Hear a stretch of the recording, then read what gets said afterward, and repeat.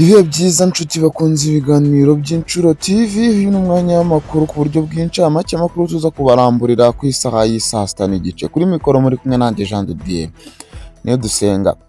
Perezida Kagame yashyizeho abayobozi bashya barimo Murwanashyaka Damien wagizwe Minisitiri w'Ibikorwa Remezo, Zingiro Ahmad wagizwe Umunyamabanga wa Leta muri Minisiteri y'Ibikorwa Remezo, Colonel Bizimungu Claude Umunyamabanga wa Leta muri Minisiteri y'Ibikorwa Remezo na Uwizeye Judith wagizwe Minisitiri w'Abakozi ba Leta n'Umurimo.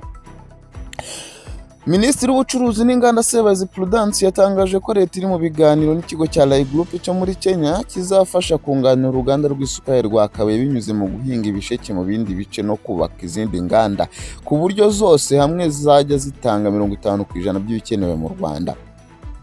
Tuza kubabwira ko ikigo cy'igihugu cy'iteganyagihe Meteo Rwanda cyatangaje ko u Rwanda rugiye guhura n'ubushyuhe bwinshi kurusha ubusanzwe bubaho mu mpeshyi.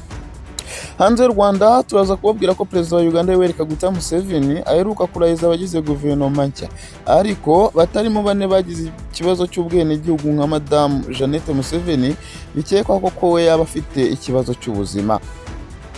Ishyaka Likud ryo ku butegetsi ryatangaje ko Benjamin Netanyahu azongera guhatanira umwanya wa Minisitiri w'Intebe wa Israel mu matora ateganyijwe mu mpera za 2026.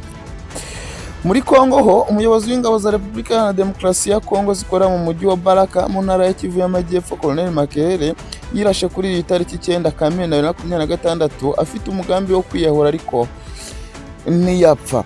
Aya makuru nanti tutababwiye turaje tuyabaramburiye mu kanya ku isaha y'isaa sita n'igice. Hagati aho gahunda z'Inshuro TV zirakomeza nk'ibisanzwe.